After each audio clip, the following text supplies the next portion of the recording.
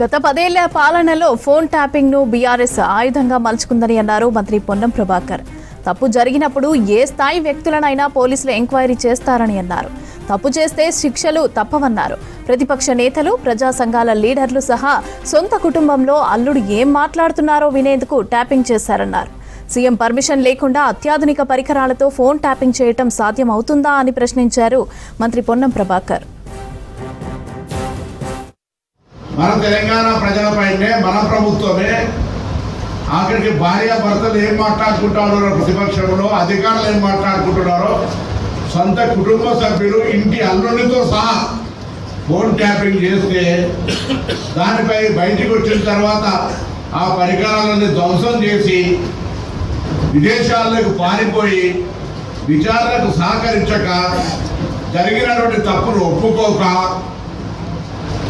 Road మీద పడి Yagi చేస్తున్న విధానాన్ని గమనించాలి తెలంగాణ ప్రజలు. అసలు తెలంగాణే స్వాభిమానం.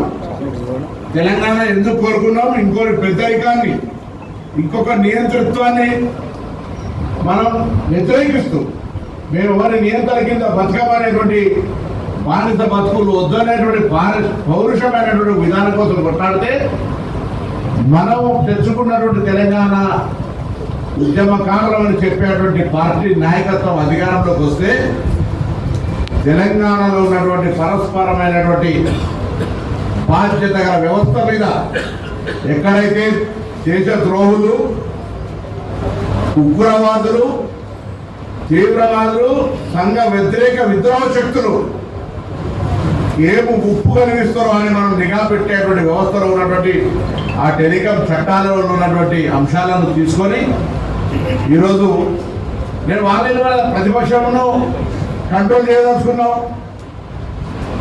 ఫలానా మురళీ నాయక్ దగ్గర ఆర్థికంగా బాగా ఉన్నాడు, ఆయన జరుగుతున్న లావాదేవీలను నిఘా వేసి మురళీ నాయక్ దగ్గర ఆర్థికంగా లాభపడాలని ఆయన బ్లాక్ మెయిల్ చేసి ఆర్థికంగా లాభపడడం ఇవన్నీ ఒక ఎత్తు అయితే, ఆఖరికి సొంత నీ కూతురు ఇచ్చిన అల్లుడి టెలిఫోన్ కూడా ట్యాపింగ్ చేసిన తర్వాత ఇలా నాకు అర్థం కాలే.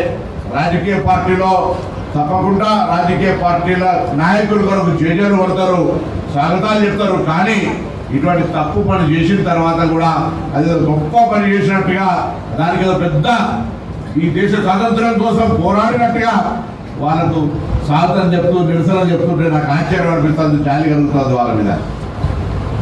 మేము అడుగుతాను, ఇలా తెలంగాణ ఉద్యమం చేసినాడు, ప్రతి ఒక్కరు ఉద్యమం చెప్పినట్టుగా తెలంగాణ ఉద్యమ ఆకాంక్ష, తెలంగాణ ప్రతి పౌరుని ఆకాంక్ష. గొంగల్ పురుగులు సైతం ముద్రించుకుంటాం, అది రాజకీయ పార్టీ కాదు.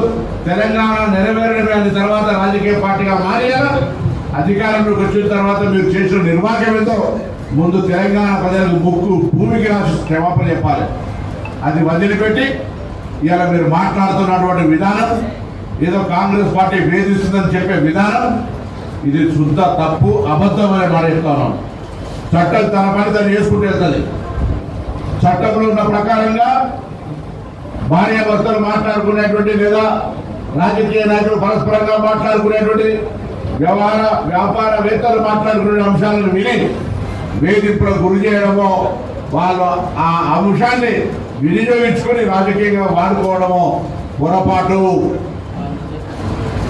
అందరి సొంత పార్టీ వదిలిపెట్టకపోతే, ప్రతిపక్షం వదిలిపెట్టకపోతే, అధికారులను వదిలిపెట్టకపోతే, ఆఖరికి కుటుంబ సభ్యులు కూడా వదిలిపెట్టకపోతే, అవన్నిటిని బయటకు వచ్చిన తర్వాత వాటిని సమర్థించుకోవడానికి ఎన్నికల్లో లబ్ధి పొందాలని వీరే స్వయంగా పిలుపునిచ్చి జిల్లాను నిరసన చెప్పండి, హైదరాబాద్ తరలి రమ్మని చెప్పి పిలుపునిచ్చుకునేటువంటి దుస్థితికి టీఆర్ఎస్ పార్టీ దిగజారింది.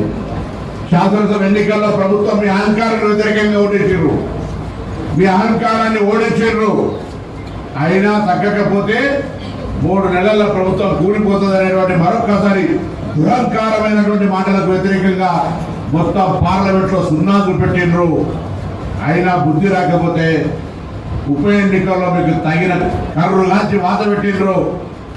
అయినా సర్పంచ్ ఎలక్షన్లో మీకు బుద్ధి లేకుండా చేసినా కూడా మళ్ళీ ఇప్పుడు తగుతున్నాం అంటూ ఈ యొక్క టెలిఫోన్ ట్యాపింగ్ పేరు మీద ఏదో సానుభూతి చర్యలు తీసుకునే విధంగా చేస్తున్నారు.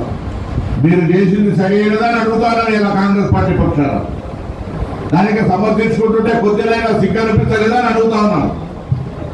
ప్రతిపక్ష పార్టీలు అధికారులను వదిలిపెట్టి కుటుంబ సభ్యులను సైతం టెలిఫోన్ ట్యాపింగ్ చేయడం అనేటువంటిది ఏ నైతికత అని అడుగుతా ఉన్నాను. ఇలా అవన్నీ వదిలిపెట్టి ఇలా సాగుతారు చెప్పుకోవడం ద్వారా చేసిన తప్పు సాగుతుంది. చట్టం దాన్ని ప్రభావితమై నిన్ను వదిలిపెడుతుంది అనుకుంటే పొరపాటు. చట్టంలో ఇటువంటి ఒత్తిళ్లకు ఇటువంటి ర్యాలీలకు ధర్నాలకు భయపడితే చట్టం అనేటువంటిది ఉండకనే పోతుండే. అందుకే ఈ చట్టం రాజ్యాంగం 4 కాలాల పాటు ఈ విధంగా విరాజిల్లుతున్నదంటే కాంగ్రెస్ పార్టీ ప్రజాస్వామ్యాన్ని విశ్వసించింది, పత్రికా స్వేచ్ఛను విశ్వసించింది, బాధ్యత గల ప్రతిపక్షం ఉండాలని కోరుకుంది. ఎటువంటి వేధింపులకు గురి చేయకుండా అనేక సంవత్సరాల పాటు ప్రభుత్వాన్ని పరిపాలించిన కాంగ్రెస్ పార్టీ